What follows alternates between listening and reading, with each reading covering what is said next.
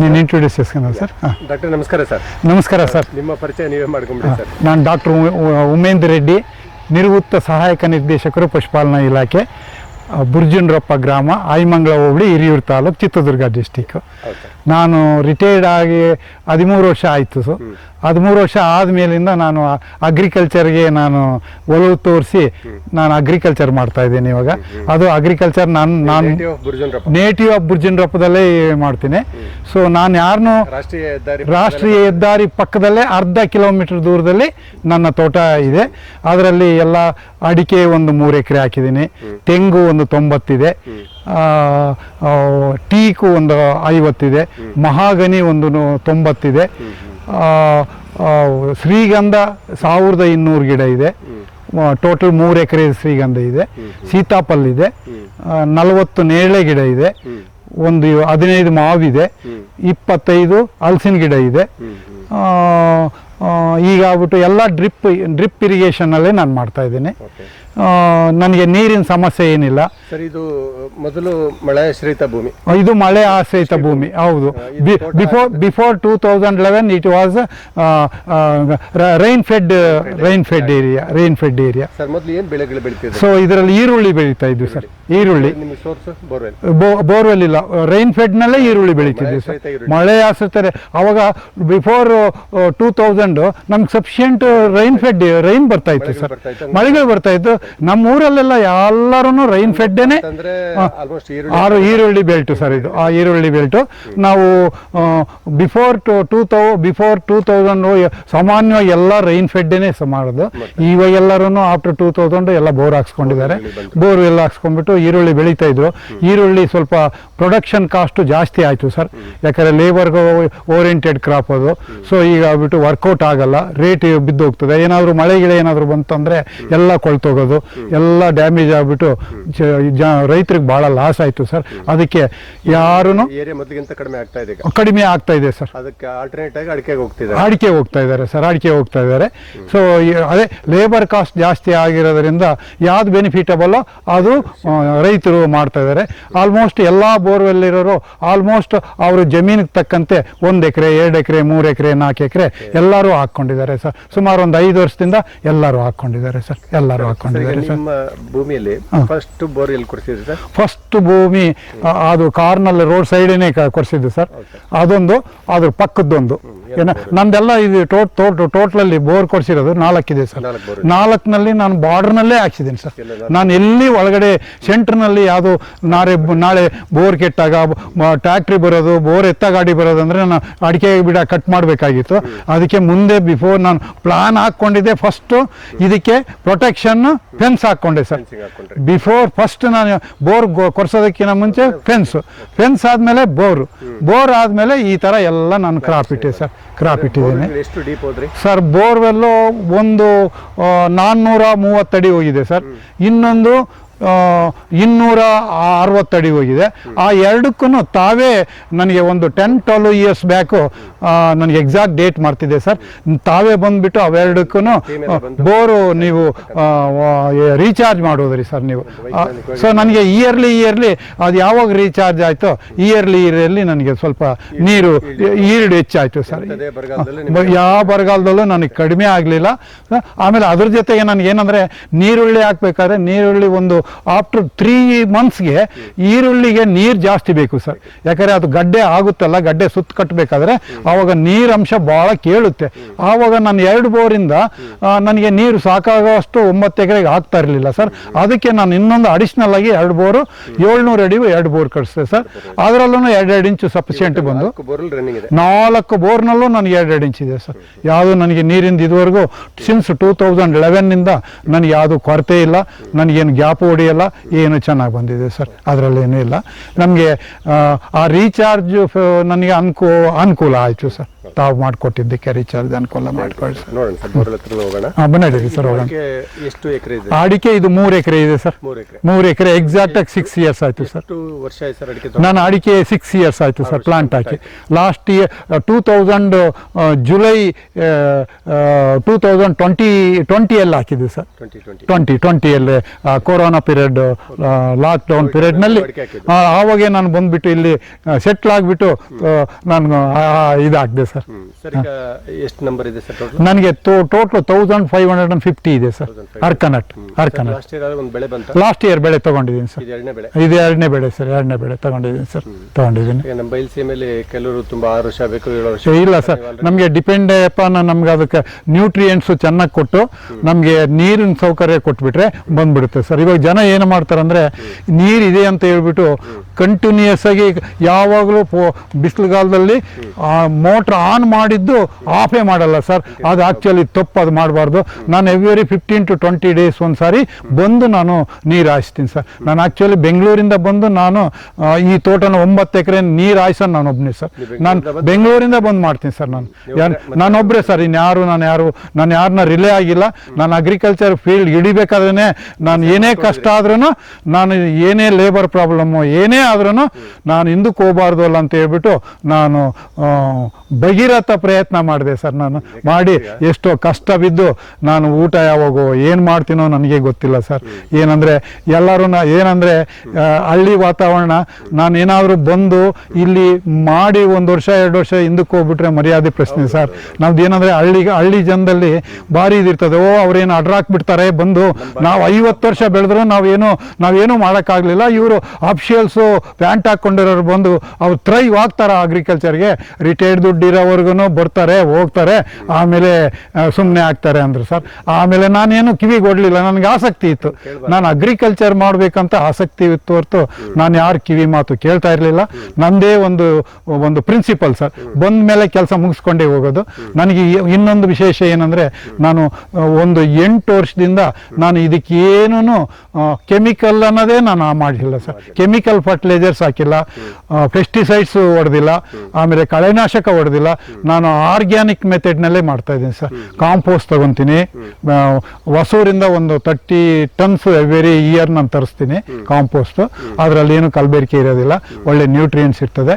ಅದರಲ್ಲೆಲ್ಲ nitrogen, phosphorus, ಸೂಡಾಮನಸ್ಸು ಏನೇನು ಬೇಕೋ ಎಲ್ಲ ಅಗತ್ಯ ಇರೋದೆಲ್ಲ ನಾನು ಒಬ್ಬ ಅಗ್ರಿಕಲ್ಚರ್ ಗ್ರಾಜುಯೇಟು ಮಾಡಿದ್ದಾರೆ ಅಲ್ಲಿ.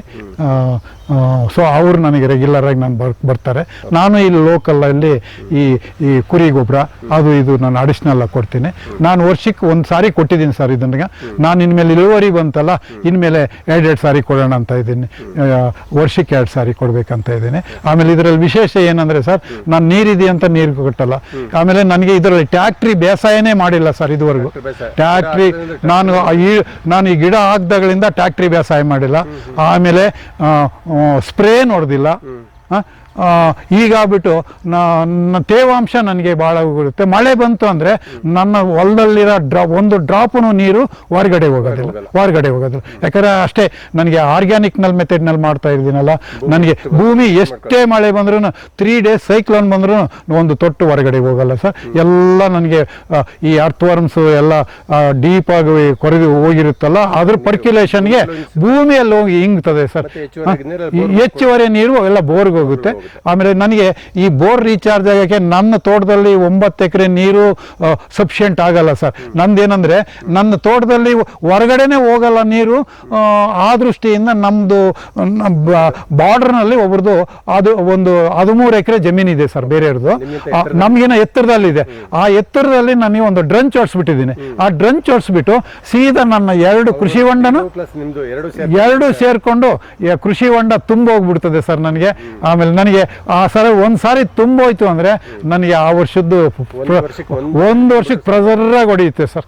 ಏನು ಅನುಮಾನ ಇಲ್ಲ.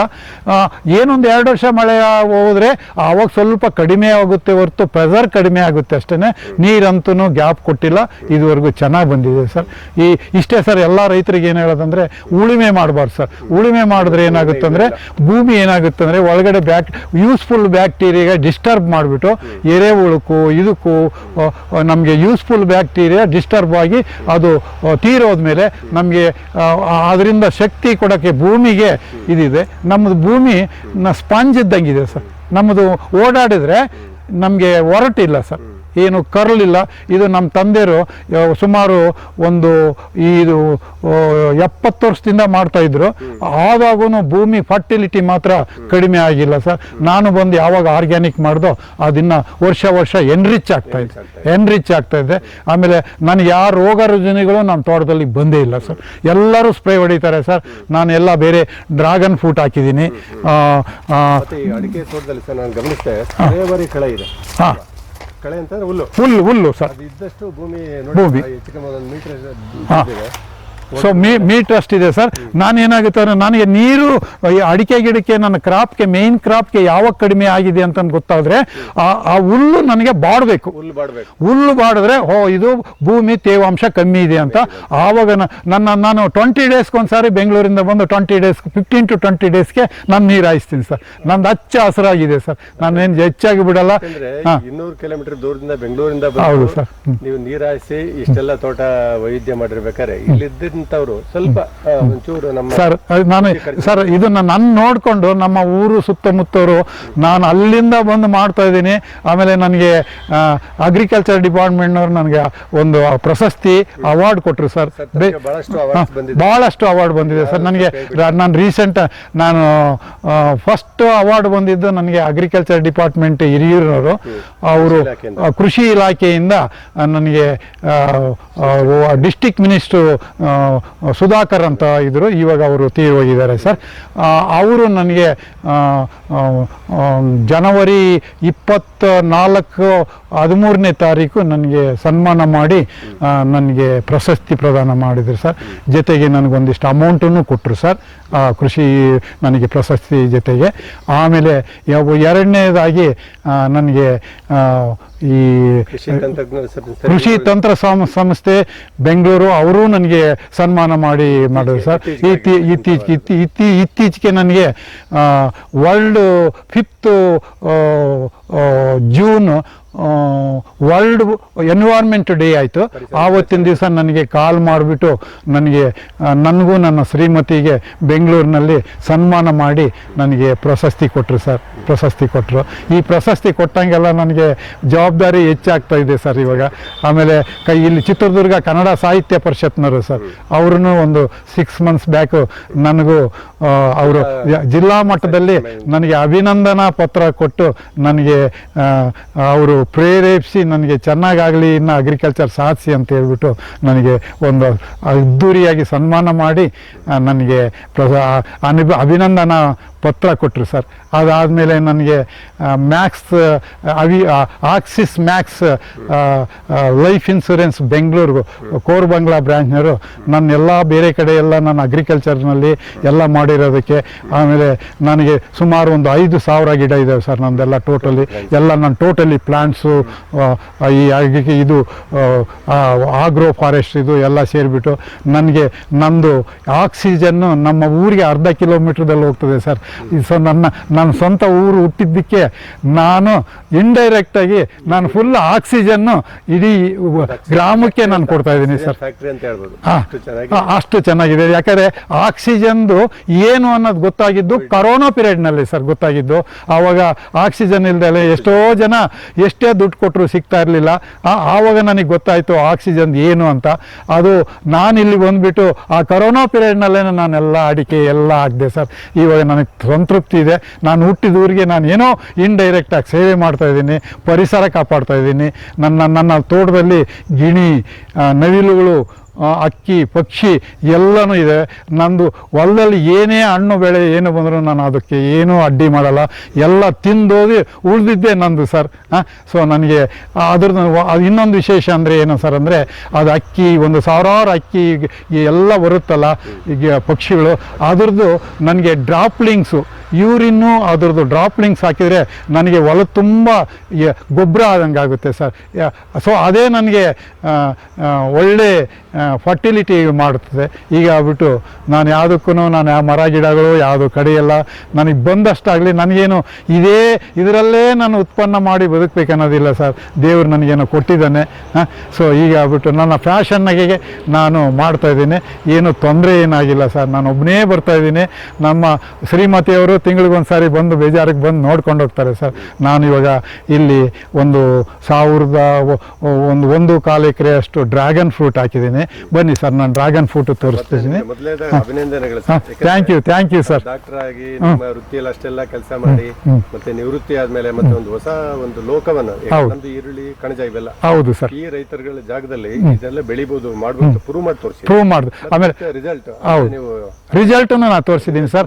ಆಮೇಲೆ ನನ್ನ ನೋಡ್ಕೊಂಡ್ಬಿಟ್ಟು ನಮ್ಮ ಊರಿನವರು, ಸುತ್ತಮುತ್ತ ಊರಿನವರು ನನ್ನ ಪ್ರೇರೇಪಣೆ ಹಾಕ್ಬಿಟ್ಟು ಡಾಕ್ಟ್ರು ಬೆಂಗಳೂರಿಂದ ಬಂದು ತಾನು ನೀರು ಹಾಯಿಸ್ಬಿಟ್ಟು ತಾನೇ ಎಲ್ಲ ಮಾಡ್ತಾನೆ, ನಾವ್ಯಾಕೆ ಮಾಡಬಾರ್ದು ಅಂತ ಹೇಳ್ಬಿಟ್ಟು ಕೆಲವಾರು ಜನ ಅವರು ನನಗೆ ನನ್ನ ಪ್ರೇರೇಪಣೆ ತಗೊಂಡು, ನಮ್ಮ ಅಣ್ಣನ ಮಗನೇ ಒಬ್ರು ಅವರು ಈ ಜಾಬ್ನಲ್ಲಿದ್ದಾನೆ, ಅವನು ಫಸ್ಟ್ ಪ್ರೇರೇಪಣೆ ಹಾಕ್ಬಿಟ್ಟು ನಿಮ್ಮನ್ನು ನೋಡಿದ್ರೆ ನಮಗೆ ನಾಚಿಕೆ ಆಗುತ್ತೆ ಚಿಕ್ಕಪ್ಪ, ಈಗ ಆಗ್ಬಿಟ್ಟು ನಾನು ಮಾಡ್ತೀನಿ ಅಂತೆ. ಅದಕ್ಕೆ ಆ ಹುಡುಗನಿಗೆ ಹೇಳಿದೆ, ಸುಧೀರ್ ಅಂತ ನಮ್ಮ ಅಣ್ಣನ ಮಗ, ಆತನಿಗೆ ನನ್ನ ಪ್ರೇರೇಪಣೆ ನೋಡ್ಬಿಟ್ಟು ನಾನು ಮಾಡ್ತೀನಿ ಚಿಕ್ಕಪ್ಪ ಅಂದ. ಮಾಡಪ್ಪ, ಒಂದು ಹೇಳ್ತೀನಿ, ಉಡುಪು ಮಾಡ್ತೀನಿ ಅಂತ ಹೇಳ್ಬಿಟ್ಟು ಬೋರ್ ಹಾಕ್ಸ್ಬಿಟ್ಟು 1 ವರ್ಷಕ್ಕೆ ಹಿಂದಕ್ಕೆ ಹೋಗ್ಬಾರ್ದು. ಹಿಂದಕ್ಕೆ ಹೋಗಂಗಿದ್ರೆ ಮಾಡಬೇಡ, ಕಷ್ಟನ ಸುಖ, ಅಗ್ರಿಕಲ್ಚರ್ ಕಷ್ಟ ಬಿಟ್ರೇ ಬರೋದು. ಯಾವುದೋ ಅಂಗಡಿ ಅಲ್ಲಪ್ಪ ಇದು, ಬೇರೆ ಎಲ್ಲ ವ್ಯಾಪಾರ, ಇದು ತಪ್ಪಸ್ಸಿದ್ದಂಗೆ. ನಾವು ಎಷ್ಟು ದಿವಸ ಕಷ್ಟ ಬೀಳ್ತೀವೋ, ಫಸ್ಟ್ ನಾವು ಅಗ್ರಿಕಲ್ಚರ್ಗೆ ಫಸ್ಟ್ 5 to 6 ಇಯರ್ಸು ಪೆರಿನಿಯಲ್ ಕ್ರಾಪ್ಸ್ಗೆ ನಾವು ಇನ್ಪುಟ್ ಹಾಕ್ತಾನೇ ಇರಬೇಕು. ಒನ್ಸು 6-7 ಇಯರ್ಸ್ ಆದಮೇಲೆ ಅದು ನಮಗೆ ಔಟ್ಪುಟ್ ಕೊಡ್ತದೆ. ಅದುವರೆಗೂ ನಾವು ವಿತ್ಸ್ಟ್ಯಾಂಡ್ ಆಗಬೇಕು. ಸೊ ಅದಿತ್ತು ಅಂತ ಹೇಳಿದ್ರೆ ಇದು ಮಾಡೋದು. ಆಮೇಲೆ ನಾನೇನೇನಂದರೆ ಒಂದೇ ಬೆಳೆ ಮಾಡಿಲ್ಲ ಸರ್, ಸಮಗ್ರ ಕೃಷಿ ಮಾಡ್ತಾ ಇದ್ದೀನಿ ಸರ್. ಸುಸ್ಥಿರ ವ್ಯವಸಾಯ ನಂದೇನೆಂದರೆ ಒಂದು 8 ಬೆಳೆ ಇಟ್ಟಿದ್ದೀನಿ ಸರ್. ಇದಕ್ಕೆ ಒಂದು ಕೈ ಕೊಟ್ಟರು ಏನೋ ಒಂದು ಹೆವಿ ರೈನ್, ಮಾರ್ಕೆಟಿಂಗ್ ಪ್ರಾಬ್ಲಮ್ಮು, ರೋಗನೋ ಏನೋ ಬಂದ್ರೂ ನನಗೆ ಒಂದು ಬೆಳೆ ಹೋಗುತ್ತೆ ಸರ್, ಇನ್ನೊಂದು 7 ಬೆಳೆ ನನಗೆ ಕೈಗೆ ಸೇರುತ್ತೆ ಸರ್. ಆ ದೃಷ್ಟಿಯಿಂದ ಈ ರೈತರು ಒಂದೇ ಬೆಳೆ ಆಗಿ 7 ಬೆಳೆ ಅಂತ ಹಾಕ್ಬಿಡ್ತಾ ಇದ್ರು. ಆಮೇಲೆ ಇನ್ನೊಂದು ಯಾವುದೋ ಒಂದು ಮೆಕ್ಕೆಜೋಳ ಅಂತ ಎಷ್ಟು ಭೂಮಿ ಇದೆಯೋ ಅಷ್ಟು ಹಾಕ್ತಾ ಇದ್ರು. ಅವಾಗ ಏನೋ ಪ್ರಾಬ್ಲಮ್ಮು, ಎಲ್ಲ ರೋಗನೋ ರುಜಿನೋ ಮಳೆ ಏನೋ ಬಂದಾಗ ಅವರು ಕಂಪ್ಲೀಟ್ ಅಟ್ಟರ್ ಫೇಲ್ಯೂರ್ ಆದಾಗ ಅವರು ಸುಮಾರು ಒಂದು 2-3 ಲಕ್ಷ ಖರ್ಚು ಮಾಡಿರ್ತಾರೆ ಆ ಬೆಳೆ ತಗೊಳ್ಳಿಕ್ಕೆ. ಹೀಗೆ ವರ್ಷ ಅದೇ ಥರ ಆಯಿತು ಅಂದರೆ ಕೊನೆಗೆ ರೈತರು ಆತ್ಮಹತ್ಯೆಗೆ ಹೋಗ್ತಾರೆ ಸರ್. ಅದಕ್ಕೆ ನಾನು ಅದು ಆಗಬಾರ್ದಲ್ಲ ಅಂತ ಹೇಳ್ಬಿಟ್ಟು ಸಮಗ್ರ ಕೃಷಿ ಮಾಡ್ತಾ ಇದ್ದೀನಿ. ನನಗೆ ರೋಗನೂ ಬಂದಿಲ್ಲ. ಆರ್ಗ್ಯಾನಿಕ್ನಲ್ಲಿ ಮಾಡಿದ್ರೆ ಯಾವುದೂ ರೋಗ ಬರಲ್ಲ ಸರ್. ನಮಗೇನು ಇಳುವರಿ ಸ್ವಲ್ಪ ಕುಂಠಿತವಾಗುತ್ತೆ ಹೊರತು ಭೂಮಿ ಕೆಡಲ್ಲ ಸರ್. ಇವಾಗ ನಾವೇನಾದರೂ ಹಂಗೆ ಬಿಟ್ಟು ಅಂದರೆ ನಾವು ಹೊಡಿದ್ರೆ ಎಲ್ಲ ನಾವು ಬೆಳೆ ಬರುತ್ತೆ, ಭೂಮಿ ಹಾಳಾಗುತ್ತೆ ಸರ್. ಭೂಮಿ ಕೊನೆಗೆ ಈ ಇರೋ ಬ್ಯಾಕ್ಟೀರಿಯಾ, ಇವು ಎರೆಹುಳು ಎಲ್ಲ ತೀರೋಗ್ಬಿಟ್ಟು ನಮಗೆ ಮುಂದೆ ಇನ್ನೊಂದು 10-15 ವರ್ಷಕ್ಕೆ ನಮ್ಮದು ಮರಳುಗಾಡದಂಗೆ ಆಗುತ್ತೆ. ಸುಮ್ಮನೆ ಭೂಮಿ ಇದೆ ಅಂತ ಹೇಳ್ಕೊಳ್ಬೇಕು, ಅದರಲ್ಲಿ ಏನೂ ಬರೋಲ್ಲ ಸರ್. ಅದಕ್ಕೆ ನಾನು ಹೇಳೋದಿಷ್ಟೇ, ಪ್ರತಿಯೊಬ್ಬರೂ ಜಾಸ್ತಿ ಇದು ಭೂಮಿನ ಡಿಸ್ಟರ್ಬ್ ಮಾಡಕ್ಕೆ ಹೋಗಬೇಡಿ. ಬೈ ಟ್ಯಾಕ್ಟ್ರಿ ಮುಖಾಂತರ ಆಗಲಿ, ಉಳುಮೆ ಮಾಡಬಾರ್ದು. ಟ್ಯಾಕ್ಟ್ರಿ ಮುಖಾಂತರ ನೀವೇನಾದರೂ ಉಳುಮೆ ಮಾಡಿದ್ರೆ ಎತ್ತಿನ ಇದರಲ್ಲಿ ನೀವು ಮಾಡಿದ್ರೆ ಅದು ವೆಯ್ಟ್ ಇರೋದಿಲ್ಲ. ಇವು ಟ್ಯಾಕ್ಟ್ರಿನೇ ಭಾರ. ಅದರಲ್ಲಿ ನಮ್ಮ ಕಡೆ ಎಲ್ಲ ಎರೆನೆಲ ಸರ್. ಆ ಎರೆನೆಲ ಏನಾಗುತ್ತೆ, ಸ್ಮೂತ್ ಇರ್ತದೆ. ಯಾವಾಗ ಟ್ಯಾಕ್ಟ್ರಿ ಅಷ್ಟು ಲೋಡು ವರ್ಷಕ್ಕೆ 4 ಸಾರಿ ನಾವು ಉಳುಮೆ ಮಾಡಿಬಿಟ್ರೆ ಇದು ಗಟ್ಟಿಗಾಗ್ಬಿಟ್ಟು ಸಿಮೆಂಟ್ ಆದಂಗೆ ಆಗ್ಬಿಡ್ತದೆ ಸರ್ ಭೂಮಿ. ಆವಾಗ ಏನೇ ಹಾಕಿದ್ರೂ ಜರ್ಮಿನೇಷನ್ ಆಗಲ್ಲ ಸರ್, ಯಾಕಂದರೆ ಗಟ್ಟಿಯಾಗಿರ್ತದೆ ಭೂಮಿ. ಅದನ್ನು ಜನ ತಿಳ್ಕೊಳಲ್ಲ. ಇವಾಗ ಏನಾಗಿದೆ ಅಂದರೆ ಈ ಎಲ್ಲರ ಮನೆಯಲ್ಲೂ ಟ್ಯಾಕ್ಟ್ರಿ ಇದೆ. ಸೊ ಕ್ಲೀನಾಗಿ ಇಡಬೇಕು, ಜಮೀನನ್ನ ಕ್ಲೀನಾಗಿ ಇಡಬೇಕಂತಾರೆ ಸರ್. ಕ್ಲೀನಾಗಿ ಇಟ್ಟರೆ ಡಿಸ್ಟರ್ಬ್ ಆಯಿತು ಅಂದರೆ ನಮಗೆ ಇರಬೇಕು ಸರ್. ಕಳೆ ಇತ್ತು ಅಂದರೆ ನಮಗೆ ಮಲ್ಚಿಂಗ್ ಆಗುತ್ತೆ ಸರ್. ಮಲ್ಚಿಂಗ್ ಆಗಿಬಿಟ್ಟು ನಮ್ಮದು ತೇವಾಂಶ ಕಾಪಾಡುತ್ತೆ. ಎಷ್ಟೇ ದಿವಸ ನಮಗೇನಾದರೂ ಮಳೆ ಕೈ ಕೊಟ್ರು 1 ತಿಂಗಳು 2 ತಿಂಗಳು ನಮಗೆ ಬೋರ್ನಲ್ಲಿ ನೀರು ಕಡಿಮೆ ಆದ್ರೂ ಸುಧಾರಿಸ್ತದೆ ಸರ್. ಏನು ಪ್ರಾಬ್ಲಮ್ ಇಲ್ಲ ಸರ್. ಕಷ್ಟ ಬಿದ್ದು ಮಾಡ್ಬೇಕು ಸರ್, ಅಷ್ಟೇ ಸರ್ ವ್ಯವಸಾಯ ಅಂದರೆ, ಇನ್ನೇನು ಇಲ್ಲ. ಸರಿಗ ಇಷ್ಟೊತ್ತು ನಿಮ್ಮ ಮಾತುಗಳು ಕೇಳಿದ ಮೇಲೆ ನೀವೊಂದು 100,000 ಜನ ರೈತರುಗಳಿಗೆ ಸ್ಫೂರ್ತಿಯಾಗಿದ್ದೀರ. ಅದು ಐಮಂಗಳ ಹೋಬಳಿ ಅಂತ ತಕ್ಷಣ ನಿಮ್ಮ ಊರು ಐಮಂಗಳ ಹೋಬಳಿಗೆ ಸೇರುತ್ತೆ ಸರ್. ಐಮಂಗಳ ಹೋಬಳಿ ಅಂತಂದ್ರೆ ಕುಡಿಯೋ ನೀರಿಗೆ ಕಷ್ಟ ಸರ್. ಅಂತ ಊರಲ್ಲಿ ನೀವು ಇಷ್ಟೆಲ್ಲ ಕೃಷಿಯಲ್ಲಿ ಸಾಧನೆ ಮಾಡಿರೋದು ನಮ್ಮ ಕಡೆಯಿಂದ ಸಾಧನೆ ಅಲ್ಲ ಸರ್. ನೀವು ನನಗೆ ಒಂದು 10 ಇಯರ್ಸ್ ಬ್ಯಾಕ್ ನನಗೆ ಜಲಮರು ಇದಕ್ಕೆ ಮಾಡಿಕೊಟ್ರಿ, ರೀಚಾರ್ಜ್ 2 ಬೋರ್ಗೆ. ನನಗೆ ಆ ನೀರು ಮಾಡಿಕೊಟ್ಟಿದ್ದಕ್ಕೆ ನನಗೆ ಕಾನ್ಫಿಡೆನ್ಸ್ ಬಂತು ಸರ್ ಅಗ್ರಿಕಲ್ಚರ್ ಮಾಡೋಕ್ಕೆ. ಎಸ್, ನಾನು ಏನಾದರೂ ಮಾಡ್ಬೋದು ಅಂತ ಹೇಳ್ಬಿಟ್ಟು ಅದ್ರ ಜೊತೆಗೆ ಇನ್ನೊಂದು 2 ಬೋರ್ ಹಾಕ್ಕೊಂಡ್ಬಿಟ್ಟು ನಂದು 9 ಎಕರೆಗೆ ನಾನು ನೀರು ಹಾಯಿಸ್ತಾ ಇದ್ದೀನಿ ಸರ್. ನನಗೇನಂದರೆ ಬೇರೆ ನನಗೆ ನೀರು ಬೆಳೆಗಳು ನಾನು ಹಾಕ್ಕೊಂಡಿಲ್ಲ ಸರ್. ನೀರಿದೆ ಅಂತ ಅಂದ್ರೂ ನೀರಿದೆ ಅಂತಂದ್ರೂ ನಾನು ಹೆಚ್ಚಾಗಿ ಬೆಳೆ ಹಾಕ್ಕೊಂಡಿಲ್ಲ ಸರ್. ನಾನು ಹಾಕ್ಕೊಂಡಿರೋದು ಮಾಡ್ತಾ ಇದ್ರ ನಾನು ಅದನ್ನು ನೀರಿದೆ ಅಂತ ನಾನು ಯಾವಾಗಲೂ ಬೋರು ನಾನು ಸ್ಟಾರ್ಟ್ ಮಾಡಲ್ಲ ಸರ್. ನಾನು ಬೆಳೆ ಮಾಡ್ಕೊಂಡಿರೋದು ವೈಲ್ಡ್ ಟ್ರೀಸು, ನೇರಳೆ. ಅದಕ್ಕೆ ಒಂದು ಸಾರಿ 3 ವರ್ಷಕ್ಕೆ ನೀರು ಹಾಯಿಸ್ಬಿಟ್ಟು ಆಮೇಲೆ ರೈನ್ ಫೆಡ್ಗೆ ಬರುತ್ತೆ ಸರ್. ಮಾವು ಅಷ್ಟೇ ಸರ್. ಆಮೇಲೆ ಹಲಸು ಹಾಕಿದ್ದೀನಿ, ಅವಕ್ಕೆ ನೀರು ಕಟ್ಟೋದೇನು ಬೇಕಾಗಿಲ್ಲ. ಟೀಕ್ ಹಾಕಿದ್ದೀನಿ, ಆಮೇಲೆ ಮಹಾಗನಿ ಹಾಕಿದ್ದೀನಿ. ಅವಕ್ಕೇನು ನೀರಿಂದು ಬೇಕಾಗಿಲ್ಲ ಸರ್. ಒಂದು 3 ಇಯರ್ಸ್ ಮಾತ್ರ ಅವಕ್ಕೆ ನೀರು ನೋಡಿಕೊಂಡ್ರೆ ಪಾಲನೆ ಪೋಷಣೆ, ಆಮೇಲೆ ಅವಕ್ಕೆ ಗೊಬ್ಬರ ಬೇಕಾಗಿಲ್ಲ, ಏನಿಲ್ಲ. ಅದಕ್ಕೆ ಬೆಳೆದಿದೆ ಸರ್. ಅದರಲ್ಲಿ ಏನು ಅನುಮಾನ ಇಲ್ಲ ಸರ್. ಏನಂದ್ರೇ ಇದು ಹಣ್ಣಿನ ಬೆಳೆ, ನಾನು ಹೇಳ್ತೀನಿ, ಹಣ್ಣಿನ ಬೆಳೆ ಹಾಕ್ಕೊಳಕ್ಕೆ ಹೋಗಬೇಡಿ ನೀವು. ನನಗೆ ಇವಾಗ ಡ್ರ್ಯಾಗನ್ ಫ್ರೂಟ್ ಹಾಕಿರೋದ್ರಿಂದ ನನಗೆ ಫಸ್ಟ್ 2-3 ಇಯರ್ಸು ಮಾರ್ಕೆಟ್ ಪ್ರಾಬ್ಲಮ್ ಇರಲಿಲ್ಲ. ಕಡಿಮೆ ಜನ ಹಾಕಿದ್ರು, ಎಲ್ಲ ನನಗೆ ಇಲ್ಲಿಗೆ ಬಂದು ತೊಗೊಂಡು ಹೋಗ್ತಾಯಿದ್ರು. ಇವಾಗ ಏನಾಗುತ್ತೆ ಅಂದರೆ ಎಲ್ಲ ಕಡೆನೂ ಹಾಕಿರೋದ್ರಿಂದ ಡಿಮ್ಯಾಂಡು ಇದು ಹೆಚ್ಚಾಗಿ ಕ್ರಾಪ್